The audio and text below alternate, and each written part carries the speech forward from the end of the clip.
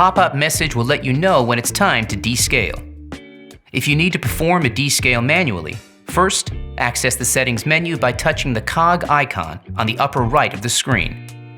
Then, scroll down and select the Descale Cycle.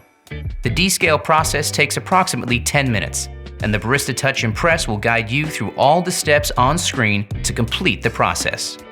Once completed, your machine is ready for your next cup of great tasting coffee.